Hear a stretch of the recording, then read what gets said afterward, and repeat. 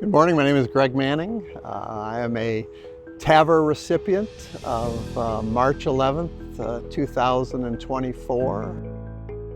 Had the unfortunate experience of having my aortic valve deteriorate over the years and chose to have a TAVR procedure instead of open heart surgery to repair that problem, and it was a tremendous success. And I would, in my opinion, I would recommend it to anybody that was in my situation that had a valve that was capable of being replaced by a TAVR. I had the opportunity to hike to the top of Half Dome with my son in September, and the TAVR procedure gave me the confidence certainly to exercise and improve my physical health, to do a 16-mile hike with 5,000 foot elevation gain and be able to do it without having a heart attack, dying.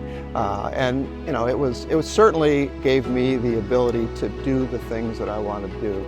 So the beauty of TAVR for me was the fact that the recovery rate was so short compared to open heart surgery. My ability to have the procedure, spend the night, go home the next day, probably spend one day at home relaxing, and then start walking the following day and back to work within a week was instrumental in part of the decision-making process of why I chose to have a TAVR instead of open heart surgery. And we spoke about longevity, and we're optimistic that it's going to last for 20 years, and that seemed like a good idea to me.